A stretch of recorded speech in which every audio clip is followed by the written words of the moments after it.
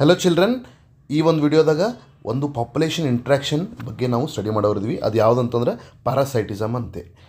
ಬಯೋಬಿಟ್ಸ್ ಸೀರೀಸ್ನ 4ನೇ ವಿಡಿಯೋ ಇದಾಗಿರುತ್ತೆ. ಒಂದು ಕಾನ್ಸೆಪ್ಟನ್ನು ವಿದಿನ್ 10 ಮಿನಿಟ್ಸ್ ಒಂದು ಕ್ರಿಸ್ಟಲ್ ಕ್ಲಿಯರ್ ಆಗಿ ಅರ್ಥ ಮಾಡ್ಕೊಳ್ಳೋಂಥ ಒಂದು ಪ್ರಯತ್ನ ಈ ವಿಡಿಯೋ ಸೀರೀಸ್ದಾಗಿರ್ತೈತಿ. ಈ ಥರ ವಿಡಿಯೋಸ್ಗಳಿಗೋಸ್ಕರ ಬಯೋಬೇಸ್ ಸ್ಟಡಿ ಚಾನಲ್ನ ನೀವು ಸಬ್ಸ್ಕ್ರೈಬ್ ಮಾಡಿಕೊಡ್ರಿ. ವಿತೌಟ್ ವೇಸ್ಟಿಂಗ್ ಎನಿ ಟೈಮ್ ಈ ಪ್ಯಾರಾಸೈಟಿಸಮ್ ಅಂದರೆ ಏನಂತ ನೋಡೋಣ. ಡೆಫಿನೇಷನ್ ಏನು ಹೇಳ್ತದೆ ನೋಡ್ರಿ. It's a type of population interaction where a parasite gets benefited and an host organism gets harmed. ಈ ಒಂದು ಇಂಟ್ರಾಕ್ಷನಲ್ಲಿ 2 ಆರ್ಗಾನಿಸಮ್ಸ್ ಅದಾವು. ಒಂದು ಪ್ಯಾರಾಸೈಟ್ ಅಂತೇಳಿ, ಇನ್ನೊಂದು ಹೋಸ್ಟ್ ಆರ್ಗಾನಿಸಮ್ ಅಂತೇಳಿ. Parasite is an organism which is depended on host organism.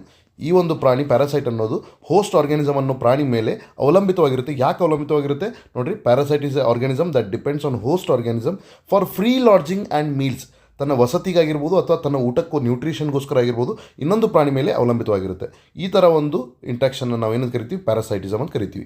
Next, in parasitism we can see co ಎವಲ್ಯೂಷನ್ನ ನಾವು ಎಲ್ಲಿ ನೋಡ್ಬೋದು ಅಂತಂದರೆ ಪ್ಯಾರಾಸೈಟಿಸಮಲ್ಲಿ ನೋಡ್ಬೋದು. ಹಾಗಂದರೆ ಕೋ ಎವಲ್ಯೂಷನ್ ಅಂದರೆ ಏನಪ್ಪ? If A host evolves mechanism for rejecting the parasite co-evolves mechanisms to counteract and neutralize them. ನೋಡಿರಿ, ಒಂದು ಪ್ರಾಣಿನ ಹೇಳಿದೆ, ಒಂದು ಪ್ರಾಣಿಗೆ ಬೆನಿಫಿಟ್ ಆಗತ್ತೆ, ಇನ್ನೊಂದು ಪ್ರಾಣಿಗೆ ಹಾರ್ಮ್ ಆಗತ್ತೆ. ಈ ಥರ ಇರುವಾಗ ಈ ಹಾರ್ಮ್ ಆಗೋ ಪ್ರಾಣಿ ಏನು ಮಾಡುತ್ತೆ? So it will develop some mechanisms to reject the parasite. ಈ ಪ್ಯಾರಾಸೈಟಿಂದ ತಪ್ಪಿಸ್ಕೊಳ್ಳೋಕ್ಕೆ ಬೇರೆ ಬೇರೆ ಅಡಾಪ್ಟೇಷನ್ಸ್ಗಳನ್ನ ಮಾಡ್ಕೊಳ್ಳೋಕೆ ಸ್ಟಾರ್ಟ್ ಮಾಡುತ್ತೆ. ಈ ಅಡಾಪ್ಟೇಷನ್ಸ್ ಮಾಡ್ಕೊಳ್ಳುವಾಗ ಈ ಒಂದು ಪ್ರಾಣಿ ಪ್ಯಾರಾಸೈಟ್ಗೆ ಇದ್ರ ಮೇಲೇ ಅವಲಂಬಿತವಾಗಿರೋದ್ರಿಂದ ಇದು ಕೂಡ ಏನು ಮಾಡುತ್ತೆ? ಈ start coevolving and starts mechanism to counteract and neutralise them. ಈ ಒಂದು ಪ್ರಾಣಿ ಹೆಂಗೆ ಅಡಾಪ್ಟೇಷನ್ ಮಾಡ್ಕೋದು, ಇದು ಕೂಡ ಅಡಾಪ್ಟ್ ಆಗಿ ಅದ್ರ ಮೇಲೆ ವಾಪಸ್ ಡಿಪೆಂಡ್ ಆಗುತ್ತೆ. ಯಾವುದೇ ಕಾರಣಕ್ಕೂ ಅದು ಬೇರೆ ಪ್ರಾಣಿ ಮೇಲೆ ಡಿಪೆಂಡ್ ಆಗೋಂಗಿಲ್ಲ, ವಾಪಸ್ ಅದ್ರ ಮೇಲೆ ಡಿಪೆಂಡ್ ಆಗುತ್ತೆ. ಇಟ್ ವಿಲ್ ಸ್ಟಾರ್ಟ್ ಇವಾಲ್ವಿಂಗ್ ಅಂತ ಹೇಳ್ತಾರೆ. ಸೊ ಕೋ ಎವಲ್ಯೂಷನ್ ಅನ್ನೋ ಒಂದು ಕಾನ್ಸೆಪ್ಟನ್ನು ನಾವು ಎಲ್ಲೆಲ್ಲಿ ಕಲಿಬೋದು ಅಂತಂದರೆ ಪ್ಯಾರಾಸೈಟಿಸಮಲ್ಲಿ. ಇನ್ನೊಂದು ಇಂಟ್ರಾಕ್ಷನ್ ನಾವು ಕಲಿತೀವಿ, ಅದು ಯಾವುದಪ್ಪ ಅಂತಂದರೆ ಮ್ಯೂಚುವಲಿಸಮ್ ಅನ್ನೋದನ್ನ. ಅದನ್ನು ನಾನು ನೆಕ್ಸ್ಟ್ ವೀಡಿಯೋದಲ್ಲಿ ಡಿಸ್ಕಷನ್ ಮಾಡ್ತೀನಿ. ನೆಕ್ಸ್ಟ್ ನೋಡಿರಿ, very important. What are the different adaptations in parasites to attack the or to depend on the host organism. ಒಂದು ಹೋಸ್ಟ್ ಆರ್ಗಾನಿಸಮ್ ಮೇಲೆ ಡಿಪೆಂಡ್ ಆಗಲಿಕ್ಕೆ ಪ್ಯಾರಾಸೈಟ್ಗಳು ಏನೇನು ಅಡಾಪ್ಟೇಷನ್ಗಳನ್ನ ಮಾಡ್ಕೊಂಡಿದ್ದಾವೆ ಅಂಥೇಳಿ. First one, the loss of unnecessary sense organ. ನೋಡಿರಿ, ನಮ್ಮ ಸಾಕಷ್ಟು ಸೆನ್ಸ್ ಆರ್ಗನ್ಸ್ ಇರ್ತಾವೆ. ಕೈ ಆಗಿರ್ಬೋದು, ಮೂಗಾಗಿರ್ಬೋದು, ಕಿವಿ ಆಗಿರ್ಬೋದು. ನಮಗೆ ಏನು ಅವಶ್ಯಕತೆ ಇದೆ ಅದನ್ನಷ್ಟೇ ನಾವು ಇಟ್ಕೋಬೇಕು. ಆ್ಯಕ್ಚುಲಿ ಯಾವ್ದು ಅವಶ್ಯಕತೆ ಇಲ್ಲ ಅನ್ನೋದನ್ನ ಬಿಟ್ಟರೆ, so it will be like loss of unnecessary sense organ. ಯಾವ್ದು ಬೇಡ ಅದನ್ನೆಲ್ಲ ತೆಗೆದಾಕ್ಬಿಡುತ್ತೆ. ಅದನ್ನು ನಾವೇನಂತ ಕರಿತೀವಿ? Loss of unnecessary sense organs. ಇದು ಎಲ್ಲಾಗುತ್ತೆ ಅಂದರೆ ಇನ್ ಕೇಸ್ ಆಫ್ ಪ್ಯಾರಾಸೈಟ್ಸ್. ಎರಡನೇ ನೋಡಿರಿ, ಪ್ರೆಸೆನ್ಸ್ ಆಫ್ ಅದೆಸಿವ್ ಆರ್ಗನ್ಸ್. ಅದೆಸಿವ್ ಅಂತಂದರೆ ಅಂಟುಗಳು ಅಂತ. ಯಾವುದರ ಒಂದು ಸರ್ಫೇಸ್ಗೆ ತನ್ನನ್ನು ತಾನು ಗ್ಲೂ ಮಾಡ್ಕೊಳ್ಳೋಕ್ಕೆ, ಅಂಟುಕೊಳ್ಳೋಕ್ಕೆ ಯೂಸ್ ಮಾಡೋಂಥ ಆರ್ಗನ್ನ ನಾವೇನಂತ ಕರಿತೀವಿ? Adhesive organs. Example hooks are the example for adhesive organs. And are ಸಕ್ಕರ್ಸ್ಗಳು ಇರುತ್ತವೆ ಅಂತ ಹೇಳ್ತಾರೆ ಯಾವುದರಲ್ಲಿ? ಪ್ಯಾರಾಸೈಟಿಗೆ. ಸಕ್ಕರ್ ಅಂತಂದರೆ ಒಂದು ಬ್ಲಡ್ಡನ್ನು ಸಕ್ ಮಾಡೋದಾಗಿರ್ಬೋದು, ಹೀರ್ಕೊಳ್ಳೋದು. ಸೊ ಒಂದು ಕಡೆ ಅಟ್ಯಾಚ್ ಮಾಡಲಿಕ್ಕೆ ಸಕ್ಕರ್ ಕೂಡ ಹೆಲ್ಪ್ ಮಾಡುತ್ತೆ. ಸೊ ಇವೆಲ್ಲ ಯಾವ್ದಕ್ಕೆ ಹೆಲ್ಪ್ ಮಾಡ್ತಾವೆ? To attach to the host ಆರ್ಗಾನಿಸಮ್ಗೆ ಹೆಲ್ಪ್ ಮಾಡ್ತಾವೆ. Next third one, loss of digestive system. Parasite ಅನ್ನೋ ಈ ಪ್ರಾಣಿಗಳಲ್ಲಿ ಆದಷ್ಟು ಸಿಂಪ್ಲಿಫೈಡ್ ಲೈಫನ್ನು ಮಾಡ್ಕೋಬೇಕು ಅನ್ಕೊಂತಿರ್ತಾವೆ. ಸೊ ನೋಡಿ, ಡೈಜೆಸ್ಟಿವ್ ಸಿಸ್ಟಮ್ ಲೂಸ್ ಆದರೆ, ಲಾಸ್ಟ್ ಆದರೆ ಆರಾಮ್ಸೆ ಈಸಿಲಿ ಡೈರೆಕ್ಟ್ಲಿ ಅಬ್ಸರ್ವ್ ಮಾಡ್ಕೊಂಡ್ಬಿಡ್ತಾವೆ. ಯಾವುದೇ ಒಂದು ಸ್ಟೆಪ್ ವೈಸ್ ಡೈಜೆಷನ್ ಆಗುವಂಥ ಪ್ರಕ್ರಿಯೆ ಆಗೋದಿಲ್ಲ. ಹಾಗಾಗಿ loss of digestive system is also an adaptation parasites. Next one ನೋಡಿರಿ, fourth one, high reproductive capacity.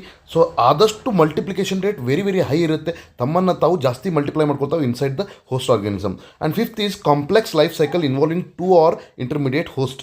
ಒಂದು ಪ್ಯಾರಾಸೈಟ್ ಅಂತಂದರೆ ಅದಕ್ಕೆ ಸಾಕಷ್ಟು ಏನಂದರೆ ಒಂದು ಮೇನ್ ಹೋಸ್ಟ್ ಇರುತ್ತೆ, ಅದ್ರ ಜೊತೆಗೆ so there will be intermediate host.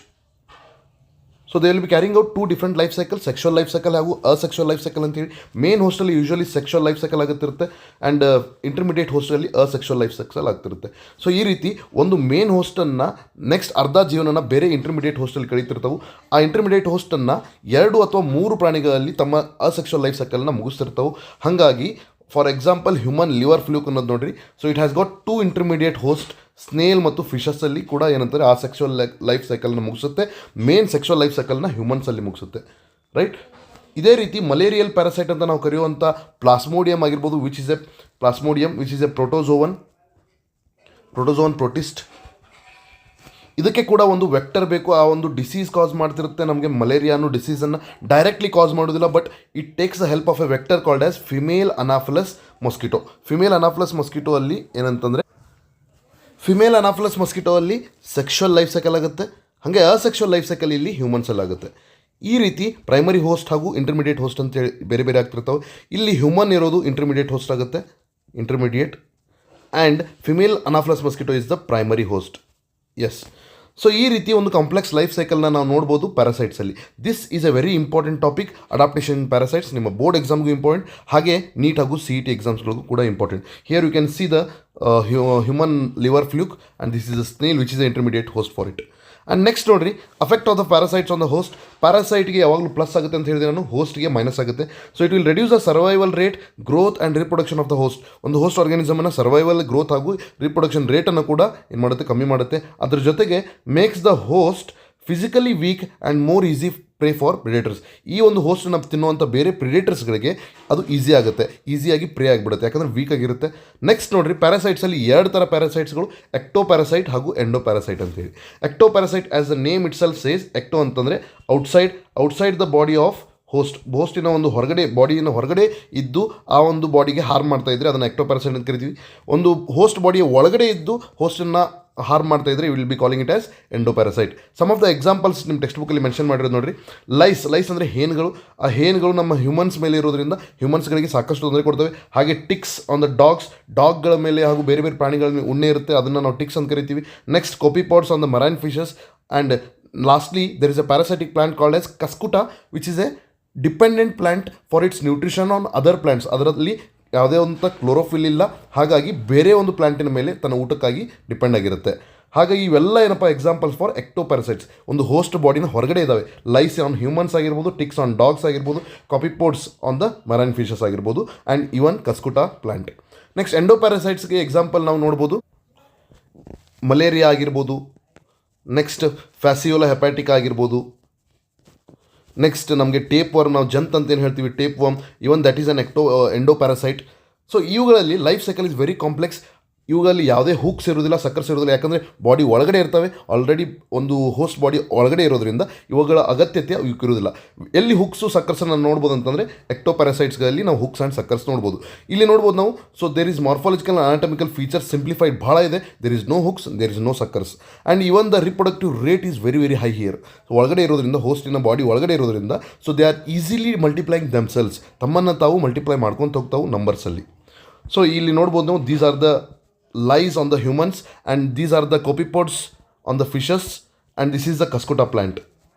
ಎನ್ವಿರಾನ್ಮೆಂಟಲ್ಲಿ ನಾವು ಇನ್ನೂ ಒಂದು ಥರದ ಪ್ಯಾರಾಸೈಟಿಸಮ್ನ ನೋಡ್ಬೋದು. ಅದನ್ನು ನಾವು ಬ್ರೂಡ್ ಪ್ಯಾರಾಸೈಟಿಸಮ್ ಅಂತ ಕರಿತೀವಿ. ಬ್ರೂಡ್ ಅಂತಂದರೆ ಯಂಗ್ ಒನ್ಸ್ ಅಂತ ಅರ್ಥ, ಯಂಗ್ ಒನ್ಸ್. ಸೊ ಇಲ್ಲೇನಾಗುತ್ತೆ ನೋಡಿರಿ, ಒಂದು ಪಕ್ಷಿ, ಸೊ ಇಲ್ಲಿ just take an example and try to understand. 2 ಪಕ್ಷಿಗಳದಾವ ಅಂದ್ಕೊಡ್ರಿ, ಒಂದು ಬರ್ಡ್ 1 ಆ್ಯಂಡ್ ಬರ್ಡ್ 2 ಅಂತ ಹೇಳಿ. ಬರ್ಡ್ 1ಗೆ ಯಾವುದೇ ಕಾರಣಕ್ಕೂ ನೆಸ್ಟ್ ಬಿಲ್ಡಿಂಗ್ ಬರೋದಿಲ್ಲ, ನೆಸ್ಟ್ ಕಟ್ಟಕ್ಕೆ ಬರೋದಿಲ್ಲ. ಬಟ್ ಬರ್ಡ್ 2ಗೆ ನೆಸ್ಟ್ ಕಟ್ಟಕ್ಕೆ ಬರುತ್ತೆ. ಬರ್ಡ್ 1ಗೆ ತನ್ನ ಎಗ್ಸನ್ನು ಲೇ ಮಾಡಲಿಕ್ಕೆ ನೆಸ್ಟ್ ಇಲ್ಲ, ಯಾವುದೇ ಆದಂಥ ಒಂದು ಗೂಡಿಲ್ಲ.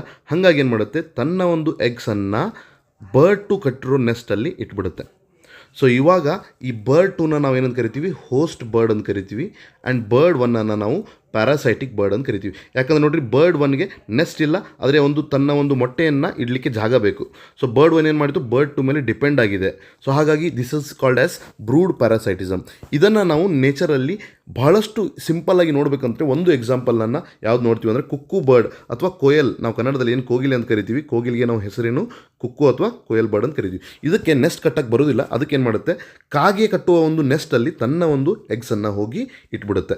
ಹಾಗಂದರೆ ಆ ಕಾಗೆ ಗೊತ್ತಾಗಂಗಿಲ್ಲ, ಏನು ತನ್ನ ಎಗ್ಗು ಬೇರೆ ಯಾವುದು, ಕೋಗಿಲೆ ಎಗ್ ಬೇರೆ ಯಾವುದು ಅಂತ ಹೇಳಿ ಗೊತ್ತಾಗಂಗಿಲ್ಲ. ನೋಡಿರಿ, ಗೊತ್ತಾಗಬಾರ್ದು ಅಂತೇಳಿ ಶಾಣೆ ಐತೆ ಅಂದರೆ ಕೋಗಿಲೆ ಅನ್ನೋದು. So it has evolved in such a way that this bird, the parasitic bird has evolved to resemble host egg. ಆ ಒಂದು ಕಾಗೆಯ ತತ್ತಿ ಹೆಂಗಿರುತ್ತೆ, ಸೈಜ್ ಹೆಂಗಿರುತ್ತೆ, ಕಲರ್ ಹೆಂಗಿರುತ್ತೆ, ಎಲ್ಲವೂ ಸೇಮ್ ಟು ಸೇಮ್ ಹಾಗೆ ಇರೋ ಹಾಗೆ ತನ್ನ ಒಂದು ಎಲ್ಯೂಷನ್ನಲ್ಲಿ ಬೆಳೆಸ್ಕೊಂಡಿದೆ.